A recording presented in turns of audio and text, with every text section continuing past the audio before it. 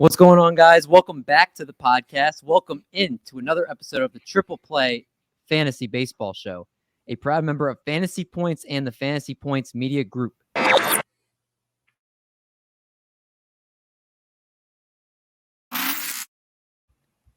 D. Mendy here, joined by my cast, my crew, my friends, Art Tornabenny, Little Cheesecake, Doc, Eric Mendelson, and Marty Tallman, Marty Party. Normally we have a long intro. Normally we get all crazy here, but we got to talk free agents, guys. And this is Free Agent Frenzy Part 2 for a reason. What we're going to be doing tonight for you guys is we are going to be breaking down all the moves we did not break down in Free Agency Part 1 and talking about it in Part 2. Guys, before we begin on this fantastic voyage together, you guys want to catch your breath, take a sip of water. You need to brace yourselves for what we're about to do.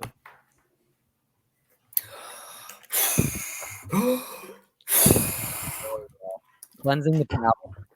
All ready to go. Without further ado, let us break down everything that's happened since we last talked to you guys as far as free agents. Obviously, we're not going to be able to get every single one. The very minor ones you'll have to look up for yourself. We're not your mom. So let's talk about some of the bigger ones. Starting with the Red Sox agreeing with Trevor Story on a 6-year, $140 million contract. After the 4-year deal, it'll be 2025. He can opt out of his final 2 years of his deal. Obviously, again, the details you can read about his contract later on, but the bigger story about it, the contract's going to be is Story's going to take over second base with Xander Bogaerts staying at shortstop for now. Obviously, you could see if Xander Bogaerts leaves, then he could shift back over to shortstop. But for now, that's how it's going to play out.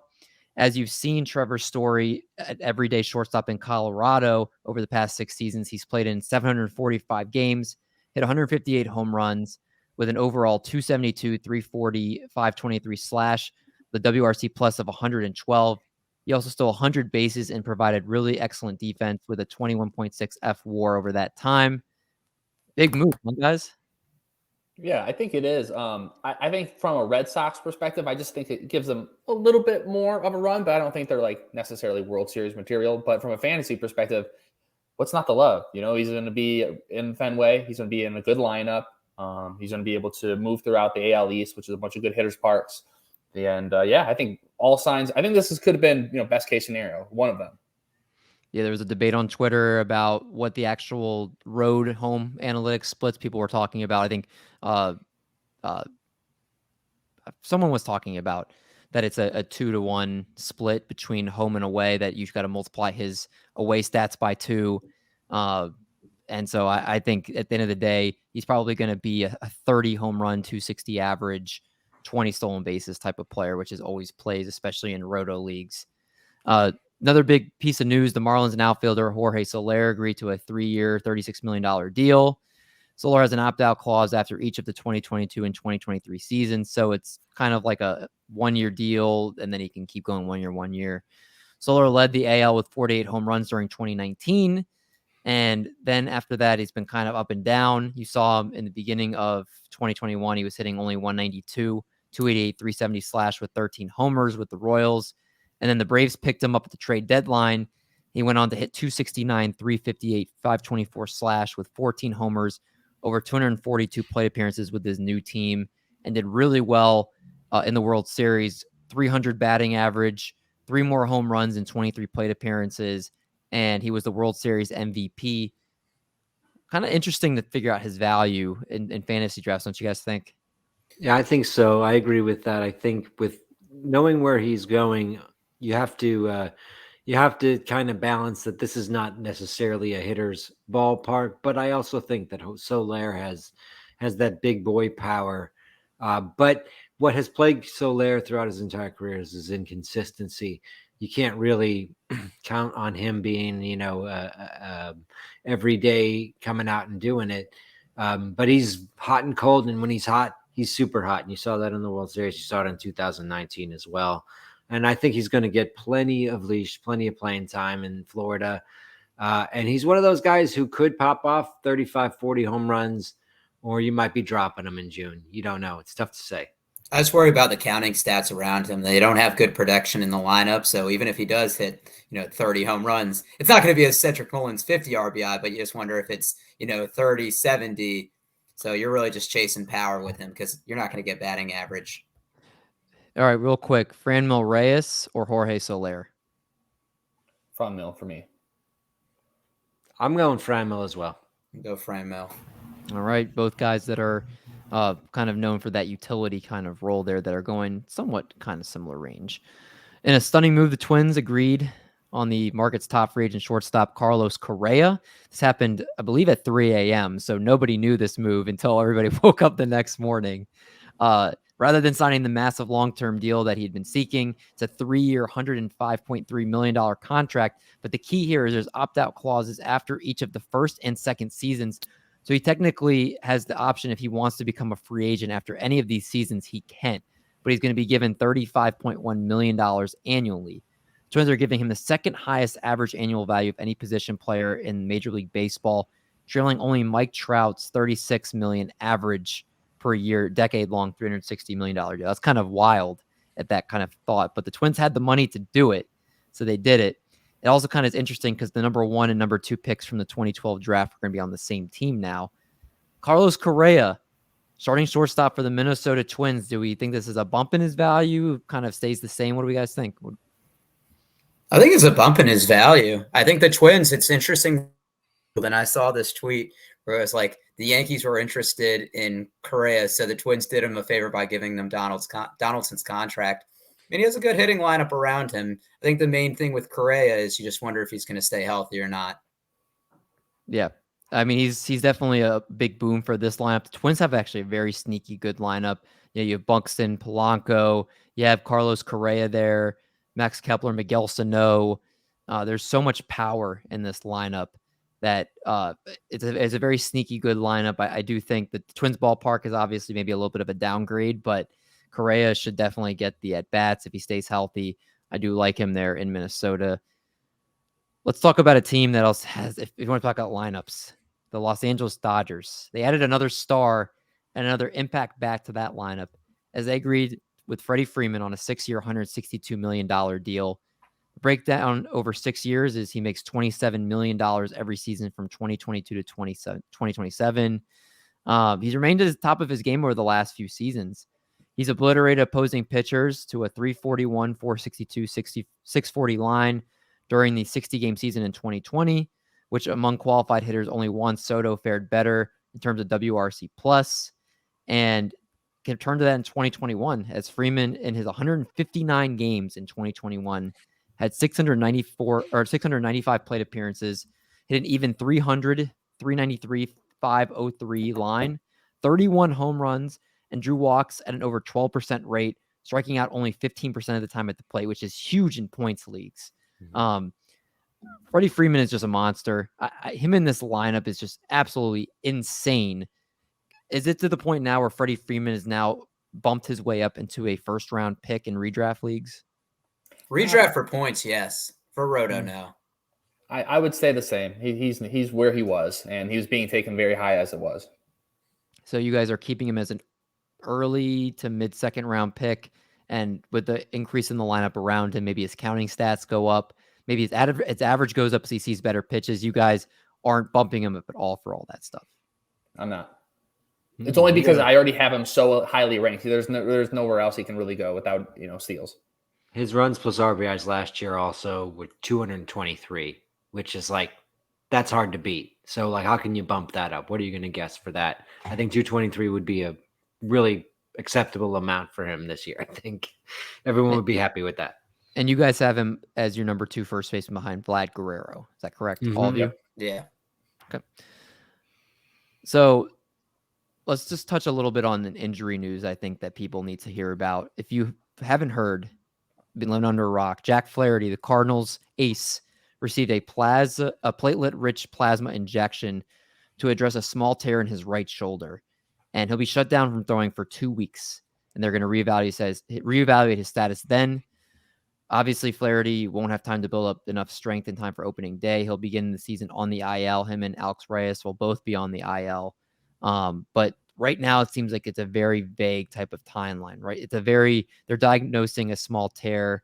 Sounds very ominous for what could come. My question to you guys are, how much are you bumping him down, or are you drafting him altogether? He got bumped down to pick 231 in the Darf League draft, which is about 150 pick bump down. And I think that is that's fair. It's about 16th round in a 15 team. What is it, about almost 20th round in a 12 team? I think that's fair when you consider that, we have no idea how long this shoulder injury is going to linger. Flaherty says this is not a new issue. This is something that has happened before. So Flaherty seems to be unconcerned with his position for the season, with his ability to produce the season. For me, the fact that I'd not heard about this before, the fact that I'd already kind of been worried about his ability to produce innings, I'm bumping him way down. But if you're getting him in like the 15th, 16th round of a 15-team draft, he could be a real nice value at that point. Yeah. Are you guys love his talent? He just seems to get hurt every year. Yeah. I think he's undraftable in a 10-team league. I wouldn't even bother taking him. Yeah, fair enough. If you guys are in a 15-team league, would you find yourself reaching for him if you had been waiting on starting pitcher in the hopes that he bounces back? Yeah, that's the time when I wouldn't reach for him, because I think you need to get some of those guaranteed innings if you've been waiting on pitching. Okay, fair enough. Then let's talk about the Philadelphia Phillies, who made 2 big splash signings in terms of their hitting. And starting with the Phillies agreeing with free agent outfield Nick Castellanos, 5-year deal worth $100 million in 585 plate appearances with the Reds last season.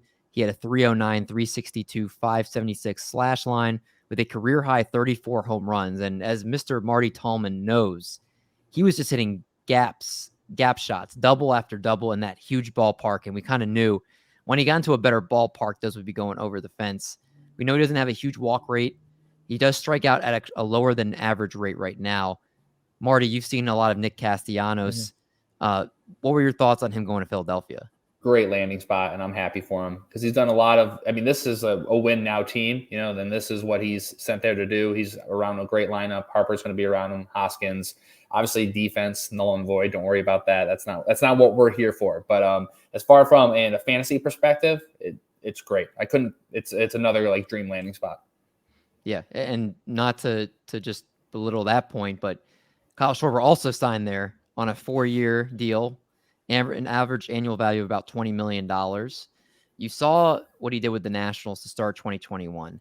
One of the best hot streaks in MLB history. From June 12th to June 29th, a span of 18 games, he launched 16 home runs in just 77 plate appearances, single-handedly taking Doc to one of the tops of the boards in TGFBI. Single-handedly was doing that for him. No, I also had Marcus Semien. I hit on some good late. Cedric Mullins. Let's not act like Kyle Schwarber just carried me. I just remember that's all the text messages I'd be like, Kyle Schwarber hit another one. I'm up 5 more spots.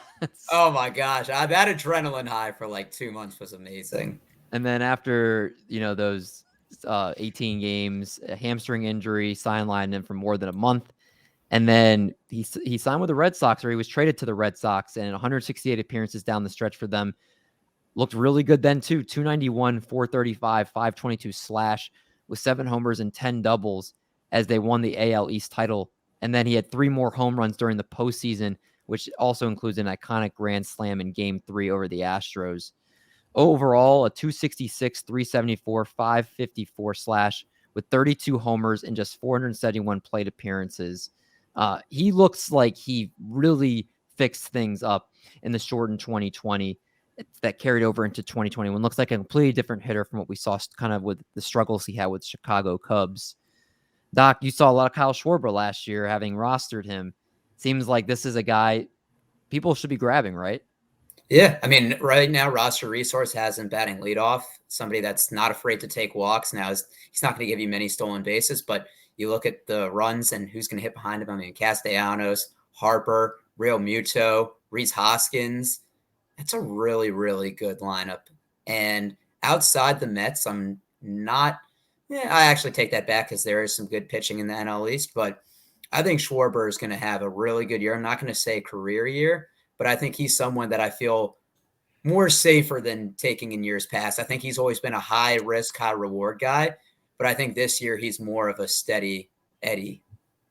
You think is he a slam dunk top 100 pick this year for all you guys? Yeah. 125. 125. I would go in the 90 to 100 range. So you would take him a little earlier than Marty would.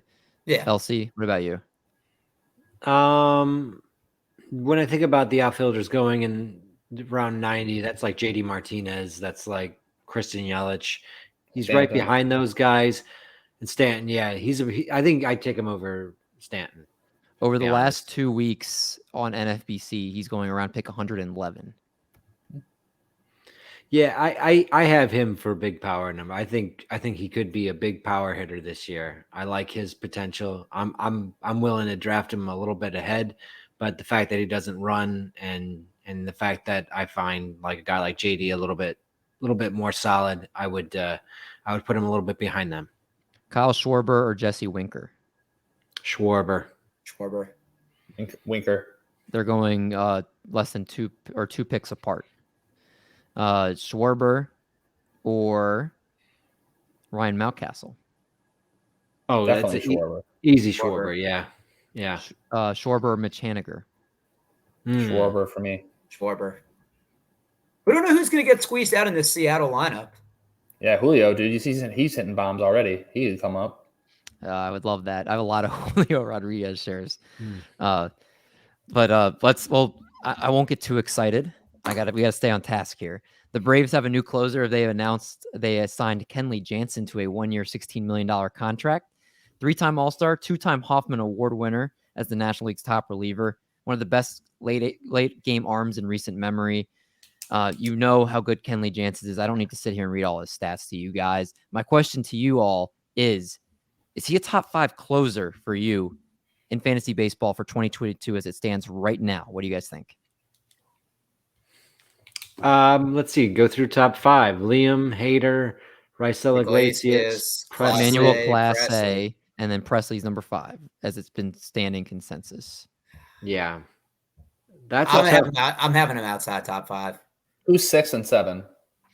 I will Diaz? tell you right now. Number 6, Edwin Diaz, I think. I'm looking it up while so Taylor Hendricks, yeah, and then Iglesias, and then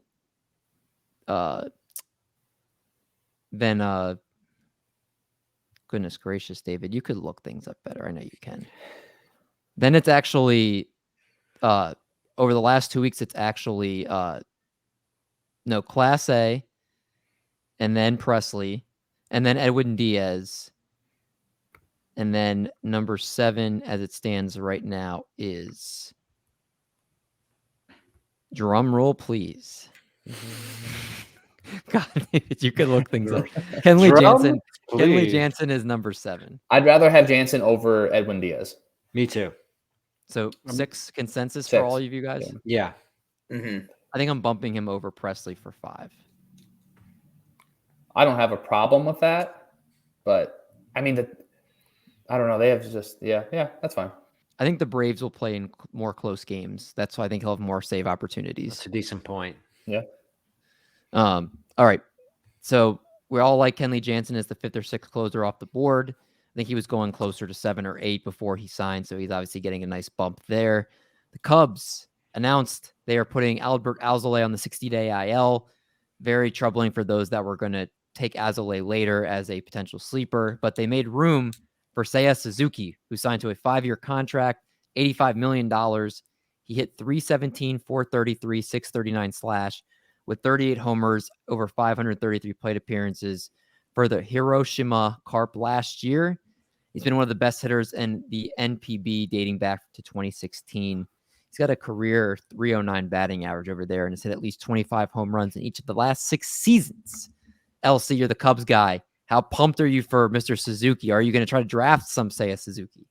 I wish that I had known he was going to the Cubs because I would have been on. I would have been on him more because I feel like Wrigley Field is a pretty decent hitter's park a lot of the year, and I think he's going to benefit from that.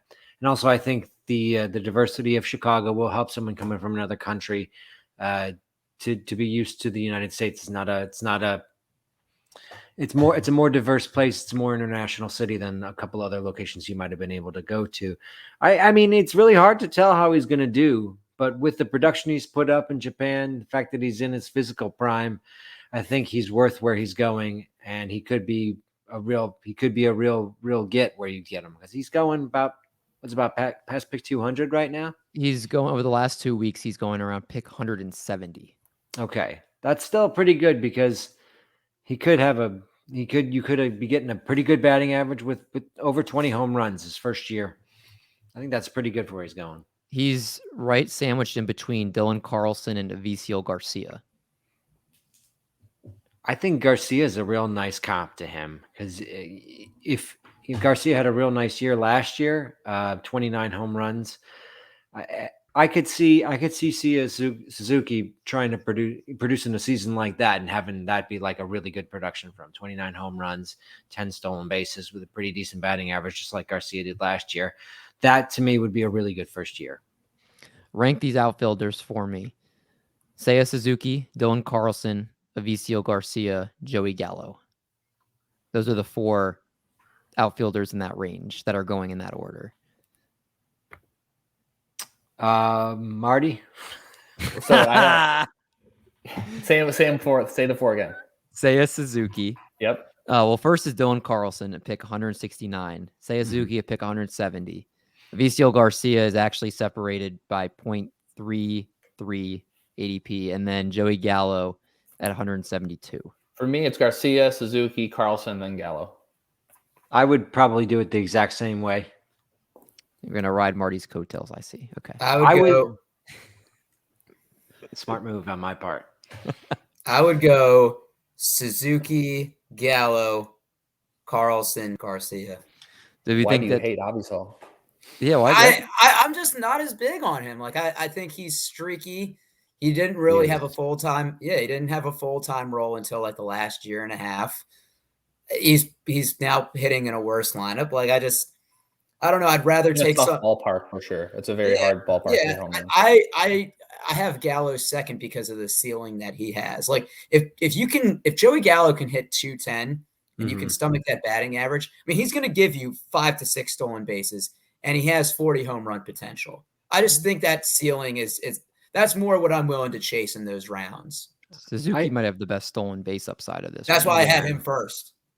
I think Avisail Garcia, though, I think the Marlins lineup has a lot of sneaky power to it. They signed Soler, they got Garcia, they got Jesus Sanchez, they got Brian De La Cruz as a backup, as a 4th outfielder. Jazz, Aguilar. There's some sneaky hitting on that team. Yeah, I love De La Cruz. Yes, he's going to be. And shout out Miguel Rojas. He's the man. I'm interested to hear your guys' thoughts on this one. After a month of speculation, Luke Voit finally is away from the New York Yankees, who for some reason did not want to appear to give the first base job, as they brought in Anthony Rizzo and they sent him to the curb. They basically traded him to San Diego in exchange for minor leaguer right-hander Justin Lang. Luke Voit, when he's been healthy, he's been a monster for them, and he led the majors with 22 home runs in the shortened 2020 season.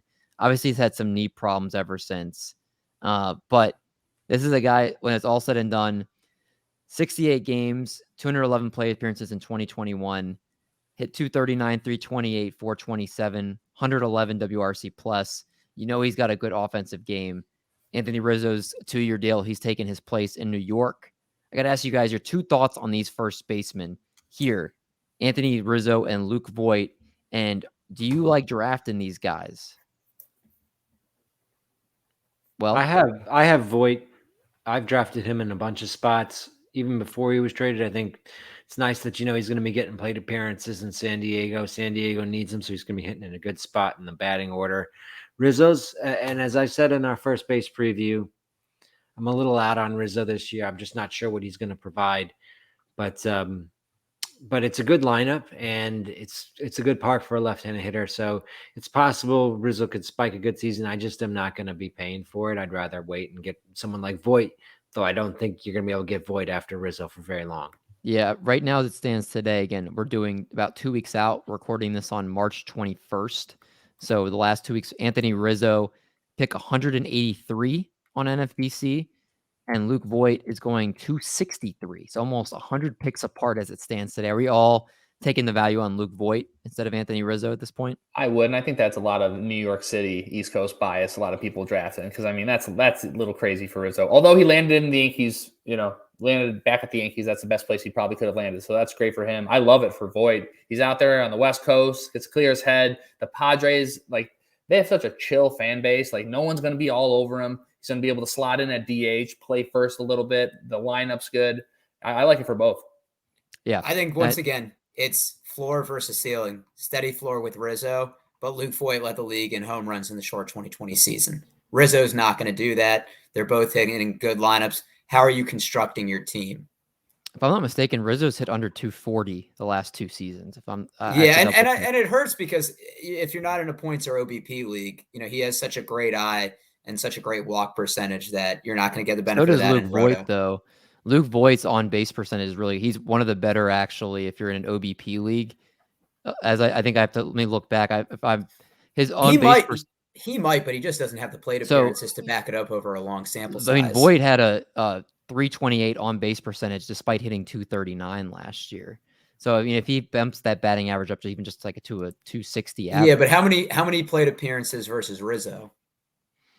I mean, again, yeah, obviously he was hurt, but that's again over the last 2 years with Rizzo, he's batted 222 and 248. Now, yeah, his OBP's been solid. It's been 342, 344, but I Voit all day where he's at.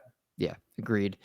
Zach Greinke's going back home to his roots with the Kansas City Royals on a 1-year deal worth about a guaranteed $13 million. He can also earn $2 million in incentives. We have finally a destination for Zach Greinke. He's mentioned that he didn't feel right last year, that the Astros basically, his words, again, I'm kind of just taking the quote out of context, or I'm not quoting it word for word, but he basically said that they wanted him to save his bullets for the playoffs. So he kind of didn't pitch like his normal self the entire year to kind of save his arm, which is why they maybe said the velocity was down some.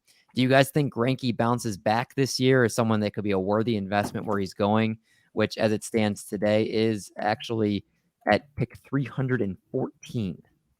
Who are, just while I talk, David, who are some pitchers around him to give him some kind of context of that? The 2 pitchers going before him, starting pitchers, are Jamison Tyone, Eric Lauer, and then a couple pitchers after him are Marco Gonzalez and Corey Kluber. I'd rather have Gonzalez. I'd rather have Tyone. But Zach Greinke is just a beautiful mind and a beautiful baseball person, and I'm just so happy that we get another year of him. I think him going to Kansas City is pretty much useless. I think he's going to not really pitch that often. But I'm just happy he's there. And I want to ask real quick, is he a Hall of Famer? My buddy says yes. I don't know what you guys think. I think so. He has over 3,000 innings. I think just the longevity. I have another question off that, though. David, is he the last player that's from MVP Baseball 2005? That's a whole nother discussion that I think we counted like a year ago and there was less than 15. That's something we're going to need to revisit again because I'm curious. Interns, myself. Get on it. Marty knows what we need to use the interns. No, honestly, I feel good about thanking Ranky where he is. Look, he's 38 years old, but he made 30 starts last year, or he made 29 starts last year. I mean, the thing is, he hasn't thrown overpowering, and we've seen with pitchers like Wainwright, if you can hit the location right, I think that's a lot of what pitching is. If it's not overpowering, it's good IQ and it's pinpoint command, and Greinke has that. And I think expecting another season with an ERA in the low 4s, it's not wild to think. I would like to see what his velocity is in spring training. If you're talking about Hall of Famer, just real quick, he's going to hit 3,000 strikeouts this year. He has over 3,000 innings. He has 219 career wins. Is Cece Sabathia a Hall of Famer? Yeah, I say yes. If Cece Sabathia is a Hall of Famer, he's got he seems like a very similar type of pitcher as far as the stats will accumulate. So I would put him in that. LC's looking at me like I'm crazy. I'm trying to think, because the whole context of how a pitcher creates a Hall of Fame career has changed in the past 15 years. Because That's right. Like 250 to 300 wins was, unless you were like a really short, hot burning prime where you were like Sandy Koufax or Pedro Martinez, if you didn't have that incredible prime, you had to accumulate a huge amount of career statistics, which he's not going to get to. So if you look at, I think Mike Mussina had a better career. I'm pretty sure Mussina is not in the Hall of Fame right now. You just broke my heart. Right. You know what I'm saying? I feel like voters still haven't figured out what is the new standard for pitching Hall of Fame. That's what I think. Yeah. We'll see how it plays out for sure. I think as it stands today, I would. Sounds like Marty and is as well. The Braves re-signed free agent outfielder Eddie Rosario to a 2-year, $18 million deal, a club option for the 2024 season. Once activated from the 10-day IL on August 27th, Rosario hit a 271, 330, 573 slash line over 96 plate appearances down the stretch. You guys might remember him hitting 7 home runs, 4 doubles, and a pair of triples during that streak. But even more so, he stole the spotlight in the NLDS, where he hit 14 for 25, which included 3 home runs, a double, a triple, and 9 runs batted in. He won the NLCS MVP. And then even in the World Series, 5 for 22 is considered down for him. He was a playoff hero for the Braves, which seems why he brought him back. Are you guys interested in Eddie Rosario in any of your leagues? Oh yeah. I mean, not great batting average. I've said for years he's a doubles machine, which isn't a category, but he gets on base a decent amount. And once again, I think I'm a fan of taking players in talented lineups at a discounted price. Yeah, that's exactly what he is. He's going around 174, right ahead of Alex Kirilloff. And he was going 100 picks, 50 to 100 picks earlier in the last few seasons. So I don't think he's really lost talent. I think his paths to value have expanded too, because he showed a willingness to steal more bases now that if he's having like a down power season, or maybe he's just going to start stealing more. So I think there are many paths to him earning that value, and I really I've taken him a few times already. I like that he doesn't strike out. That's the biggest thing for me. So the play discipline's there. He's going to get you probably 15 home runs, maybe around 10 stolen bases, and at 260, 270. That's being generous. Yeah, that's it. All right, let's play a game really quick. Guess his min pick over the last 2 weeks. 80. What's his ADP? His ADP over the last 2 weeks is 174.49. Is it going to be a Jorge Alfaro where he has a min pick of 1? I say 90. It's 99. That's my 99. 82. 110. You all are way too high. His min pick is 34. It's got to be some Braves fans. 34. 34. And if you look at everybody else in that range, it's like in the 90s to 120, 130. That was a setup question. I mean, it's the guy at our DARF draft could have set a min pick on a couple guys. Well, while I'm here, Josh Donaldson has a min pick of 15. That's whoa. You got New York, baby. He was an MVP. Okay, maybe that we're was weeks ago. another. Those are the no, wait, hold on. Well, I know why Tariq Skubals is 2, because that's Simeone. Yeah. I just saw the 2. I was like, okay, that makes sense. But the other 2, I don't think anybody was doing something like that. So they're the 2 outliers that actually are in this range that have weird min picks. Last big move since we last talked to you guys as far as free agents and trades. Oakland just selling off all their pieces continued as they sent Matt Chapman to the Toronto Blue Jays in exchange for 4 prospects: Gunnar Hoglund, Kevin Smith, Zach Logue, and Kirby Snead. Now with Chapman, the Blue Jays are going to get one of the best defensive third basemen in the game.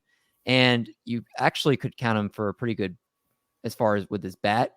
If you guys look, kind of scrolling through my notes here, he pretty much he was top 7 the American League MVP over a couple seasons.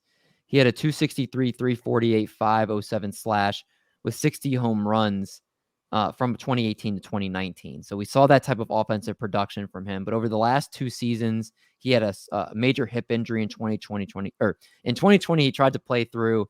And then he also had a labrum tear that needed to be cleaned up. And 37 home runs, 216 ISO. Matt Chapman, I feel like he's a bounce back candidate this year, even despite his lack of production over the last 2 seasons, if you will, without reading all his stats.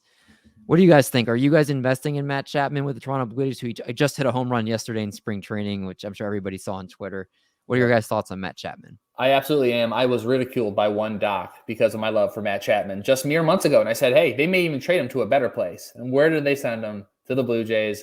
You got to be afraid of the AL East if you're a pitcher, man. These lineups, all of them are so stacked. But, I mean, now they have him, batting just after Lourdes Gurriel Jr. In that amazing lineup. Great ballpark.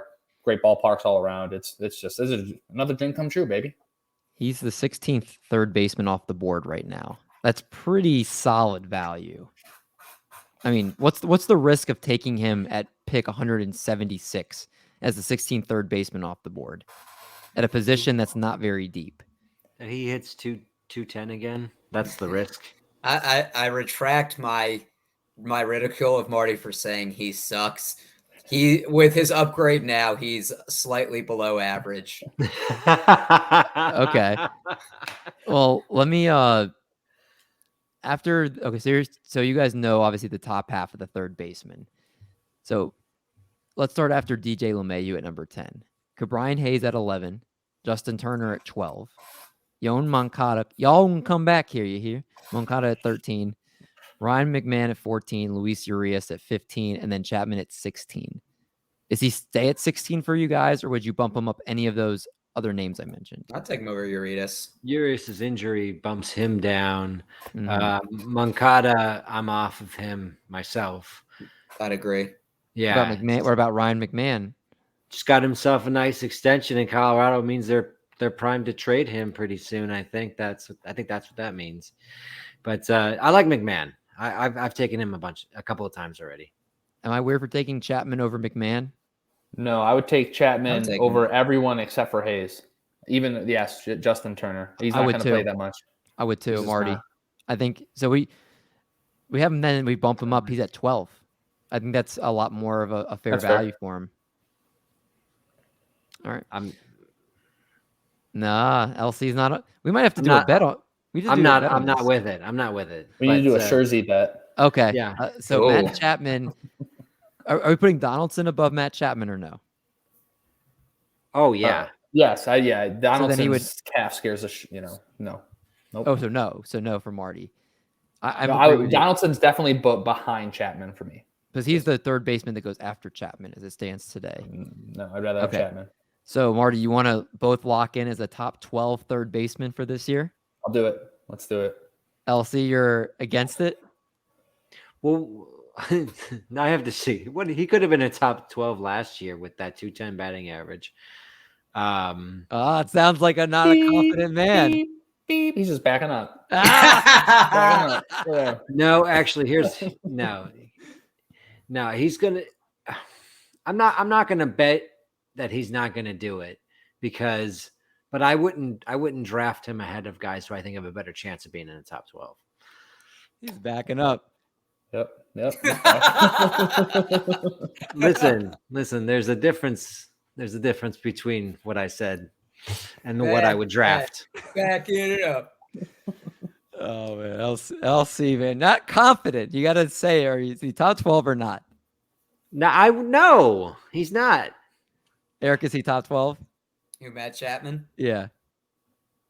I'm a little bit outside top 12. Okay, so it sounds like Marty and I will be winning this bet. As we wrap this up here, as we have that bet on record now, I'm just going to read some deep league news. If you guys want at the end, if there's one that comes to mind you think is relevant. Rangers adding Garrett Richards to a 1-year deal. Nationals Carter Keyboom is going to go on the 60-day IL, so he will not be playing for quite some time for them. Giants agreeing on a 1-year deal to Matthew Boyd. Cubs signing Jonathan Villar, which is kind of nice for him. Matt Carpenter Remember him? He's going to the Rangers. It's right now it's a minor league contract for him, so not necessarily guaranteed to make the roster. Cubs signing Drew Smiley to a 1-year deal. Tigers agreeing on a 1-year deal with Michael Pineda. The Dodgers agreeing on a 1-year deal with Tyler Anderson. Michael Givens signing with the Chicago Cubs. The Giants signing Jock Peterson to a 1-year, $6 million deal. The Royals trading Mike Minor for Amir Garrett. And the Rockies bringing in Alex Colome. Out of all those moves, I was going to go around the horn real quick. What's one of those that might stand out for you guys, LC?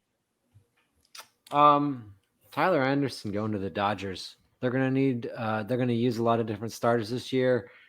And Tyler Anderson, despite having a really high profile on this podcast blow up at the end of the season last year, pitched fairly well for most of the season, and he's going to a great organization. So I think that he's a guy who could produce some pretty solid streamer value.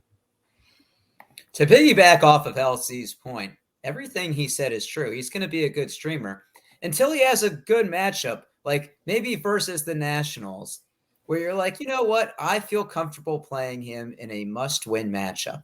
And he's going to give up 9 earned in 2 innings to get 0 strikeouts. But apparently, if you talk bad about him on Twitter, his dad will defend him. So this is the caveat about Tyler Anderson. We should test that one of these days. Should I tweet things like Tyler Anderson doesn't know how to parallel park, and then see if his dad says, yes, he does. I taught him. Yeah, we could see that. Oh man, I think VR is kind of a interesting signing with a team like the Cubs for depth. Is Michael Givens the closer in Chicago, LC? You're the Cubs fan. If you had to just today your gut, or is it Rowan Wick? I would still go with Wick, but who knows? Honestly, I don't know why they signed Givens, to be honest with you. Don't take Alex Colome. He's Wade Davis 2.0. I stand by that.